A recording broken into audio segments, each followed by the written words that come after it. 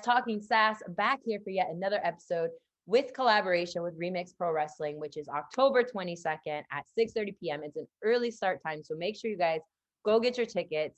I am here with the one the Remix fans know the most about out of these four ladies, and I'm so excited that she's finally stepping into the ring for Remix Pro Wrestling. I am talking about one half of the Neon Blondes, Dani Mo. How are you doing, Dani? Hey, how are you? I'm doing pretty good. Good. I see we got a That's special awesome. guest here too. We do. This is Billa. He's all up in this right now. That's okay. We love animals here, and obviously Remix does as well because it's throwdown for the pound number 20, which Crazy. I know. It baffles me that they're that far along in the numbers. But before we get into Remix, because obviously the fans know you well, because you've been there for quite a long time with Facade, but you have been making your own waves. I mean, obviously, everybody who knows who you are knows you started as a manager or valet, whatever you want to call it for Facade.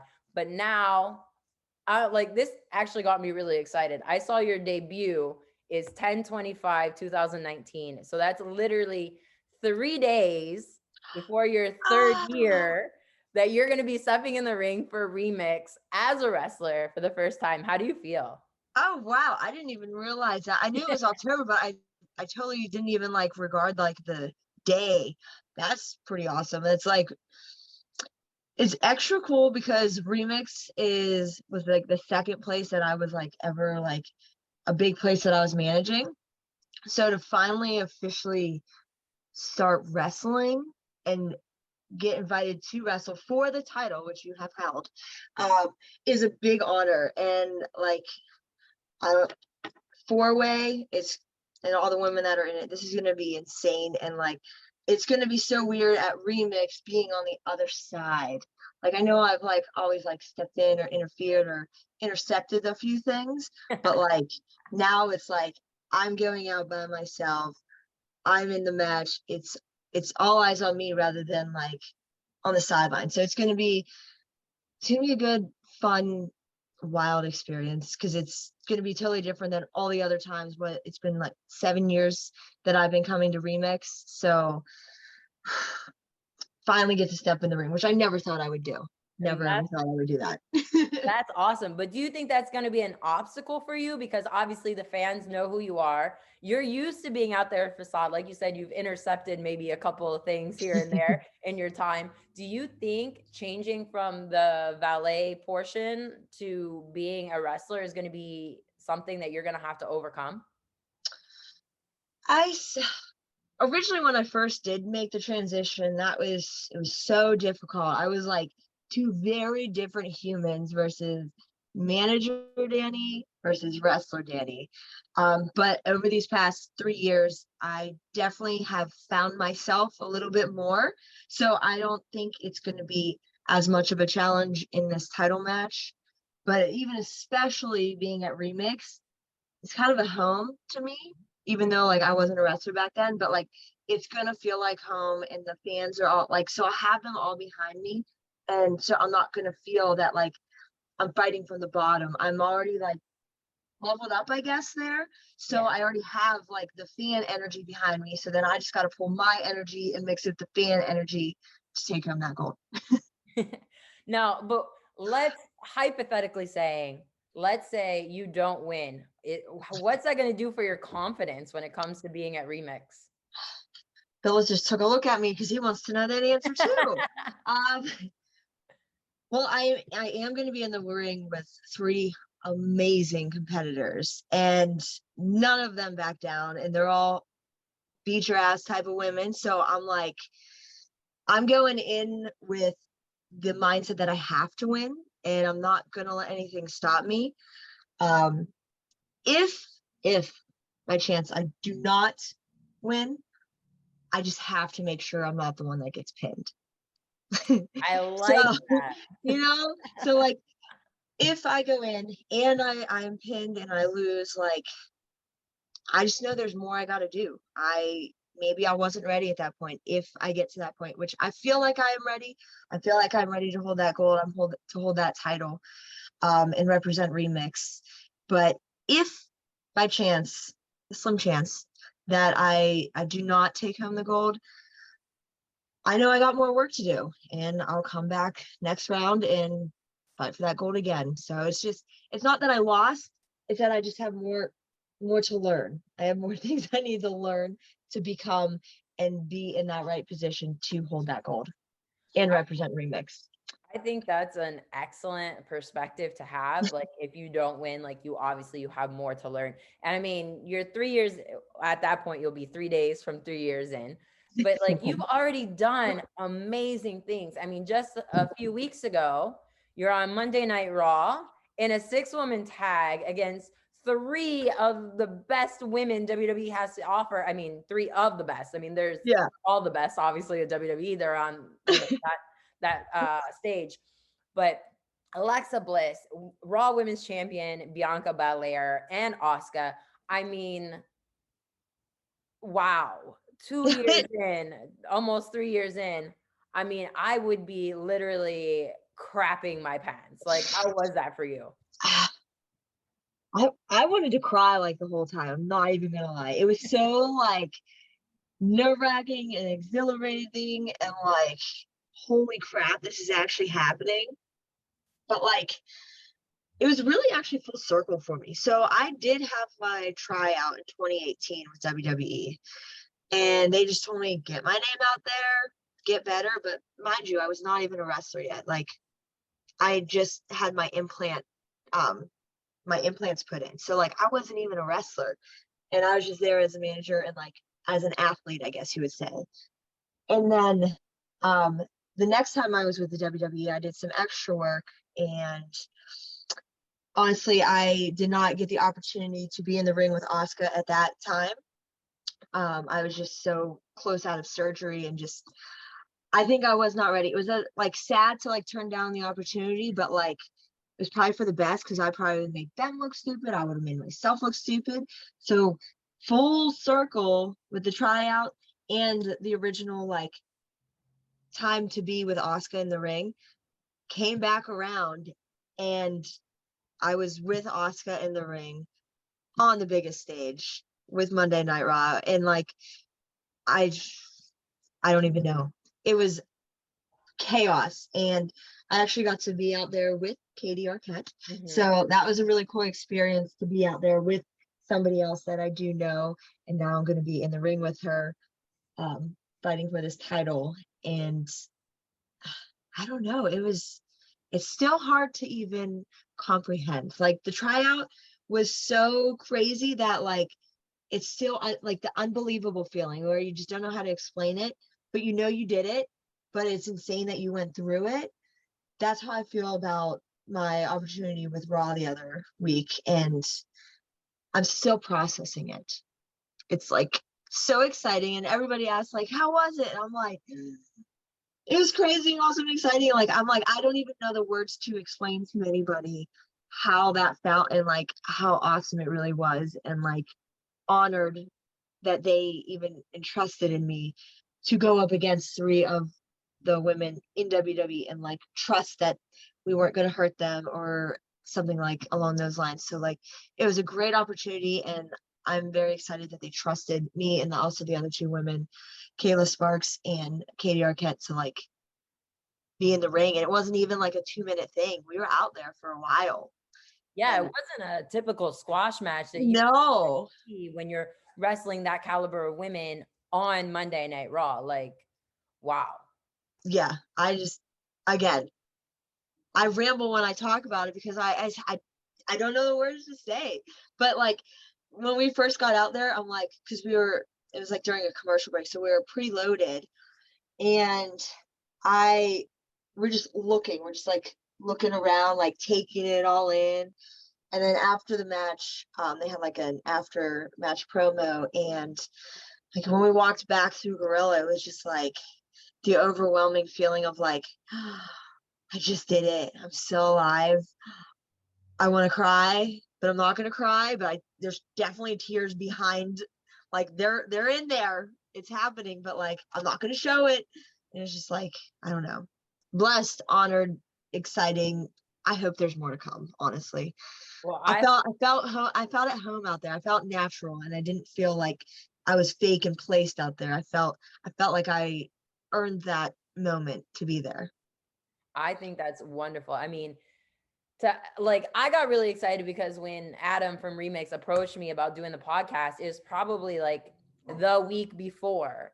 And then to see both you and Katie out there, and I'm like, I'm gonna interview them. Like, and like, I mean, you and we had crossed paths while you were managing and I was wrestling, but like we never crossed paths together. Like I never got to wrestle you, but like I kind of feel like because both of us are like the known women of Remix Pro for many, many years.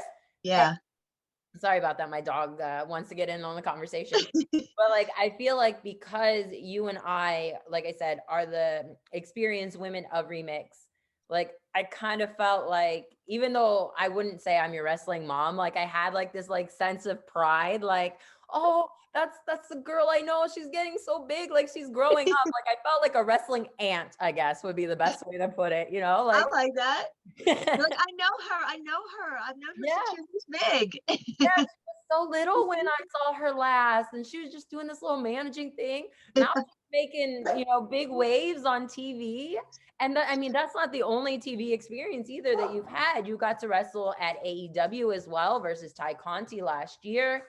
I mean, being so, like I say green, but really you're not green in the business because you've had many years managing Facade, and Yes. you know how the backstage works, and he's done a lot of extra work too and had a lot of great opportunities at different companies. So I guess you've got to live vicariously through him, but to actually be young in the business as far as experience in ring, Yeah. you've done a lot of amazing years. Like I'm infinitely jealous. Like Stop. back when and now I'm making myself sound like the wrestling grandma. Back when I got started, Oh no. but back when, I was wrestling, like opportunities like that didn't really come around too frequently. Yeah, you had some squash matches here or there, Yeah. but that was really it. And I never got to be a part of that. I got to do some extra work for WWE. And, I did some stuff for house shows for Impact or TNA at the time. I did matches at ROH. So like I had a lot of opportunity, but I feel like now with the Ring of Honor and AEW and WWE and Impact and all these other great promotions that are really rising up and being on TV, or not even being on TV, but getting this exposure. Like the wrestling business to me is just like a totally different game. And like I say, I'm jealous because there's so many great opportunities for women in wrestling, and they just keep coming. Like they just Yeah. keep getting better and better. And I think there was only so many spots back then, but now women's wrestling is like, ever since the women's revolution happened, like there's so many more opportunities to have, instead of just one women's match, two women's matches on a card, or like a full women's company like Mission Pro. I just worked for CCW. MCW just did a ladies night. Like, so like full women shows are happening now. And like, I don't know, outside of Shine and Shimmer, there wasn't really anything else, right? There For were a few. There were women. WSU Women's Superstars Uncensored. Rise, of course, was there for a bit too. Oh yeah. Yes, but like obviously we all know, I mean, anybody who's followed women's wrestling since 2009 at least knows that Shimmer is really, well, in my opinion, where the women's revolution started. I mean, you have the Becky Lynch's, the Baileys that all got their start really, well, I mean, they had their starts other places, but really the all women shows with Shimmer was what catapulted, I find, the women's revolution, because they got to like sharpen their claws there at the Before they stepped up. Exactly. I love when they post all the old photos. You see everybody in their old gear and just like excited, but like not the superstar like posture that they have now. So it's really cool whenever they post all those like old photos. There was one time I had just did some extra work for WWE, and it was Monday night that I did it. And then like SmackDown was, of course, Friday.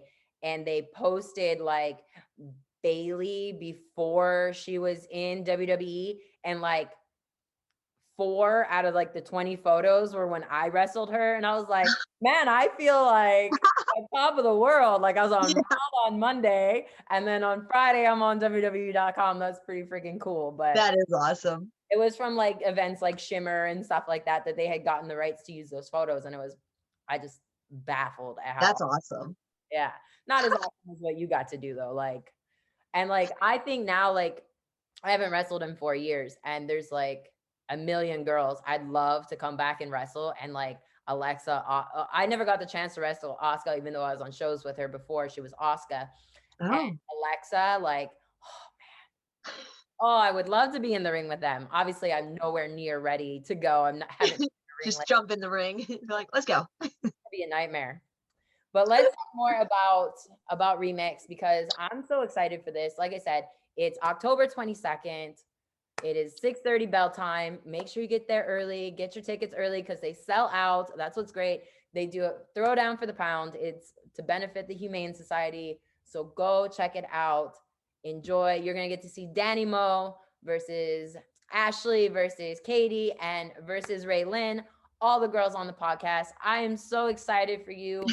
And I mean, I might be a little bit biased, like I said, us being the women of Remix, that I'm pulling for you to win because I think you deserve it. Plus, I know you more than I know the other girls. Sorry, girls. I love doing my interviews with you. But Dani Mo's who's on my roster to win.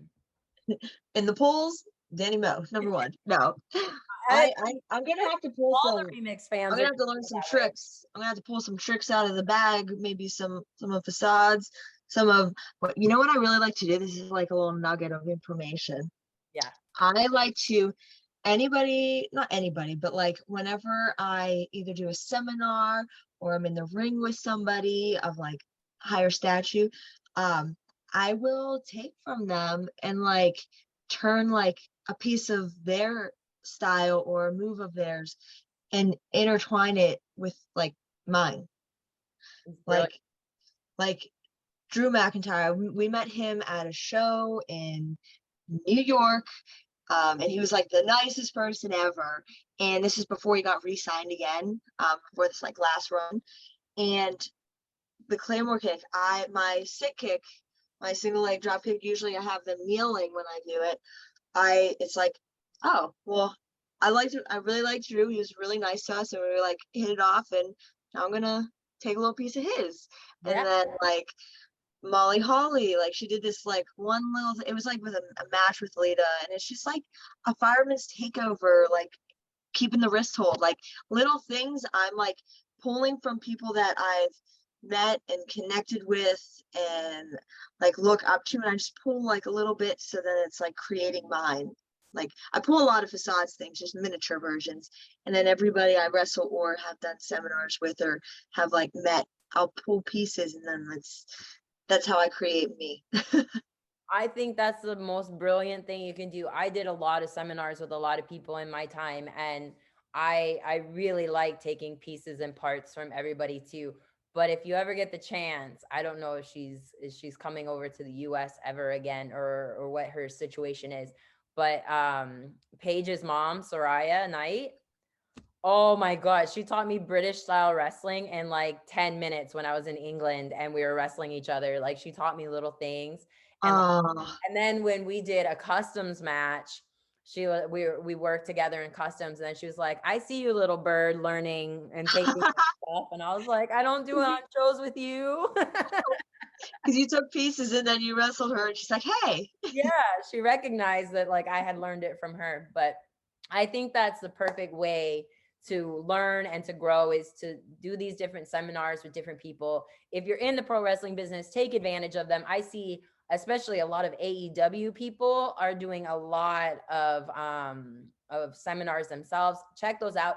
Even referee ones, like people might not take them seriously, but it's great to know from these referees on TV about where they need to be, how to listen to the ref, what different calls mean, different things. So like, it's not all given out to the world. Yeah. amazing. So I love seminar. I learned so much. I might not understand a lot of it, but I feel like, because I was even doing seminars before I wrestled it, because like I was always there. So I'm like, I'm just gonna sit here and take some notes or get involved, whatever. And it's just like you learn so much. And like not everybody's way is the right way, and everybody doesn't like that way or this way. But like doing those seminars prior to me even wrestling, I feel like definitely helped me be able to transition into a wrestler so much easier. Because like you can teach things, but then like if you don't do it or learn it continuously, like it's not going to be something that sticks. But if you're constantly going to these seminars and you're constantly wrestling every weekend, you're just going to build this full like thing in your brain that like you just understand it better. So I highly suggest everybody, like you said, do every seminar that you can. It is worth the investment. yeah, taking seminars is again the best place to learn. And like I said, the referee ones are good, other wrestlers are good. The chance to get in and to learn from anybody who has been successful in their own route is the best because they have more experience and they're passing that on to you. I mean, in the past, I've done Mercedes Martinez, Chris Hero. I mean, obviously, these are all before they are where they are now. Um, like I said, Soraya, and there's so many more. It's so confusing now though because Soraya is Soraya Yeah, after last night. AEW, and her mom is Soraya, like wrestling, like other like in England, and when she was at Shimmer, it's very, very confusing. Hopefully, people understand the mom and her are different. So, formerly Paige Soraya, I did not take a seminar from her. I took it from her mom. From mom. Oh man. So anyway, let's talk more about Remix. Like I said, throw down for the pound, October 22nd. We've talked about your opponents. We've, you know, the history of the Remix Fury Women's Championship is insane. Sarah Del Rey being the first ever to hold the title. Myself, Haley Hatred, Tessa Blanchard, Britt Baker, Madison Rain, all of those women going on to do huge things within the business. Yeah.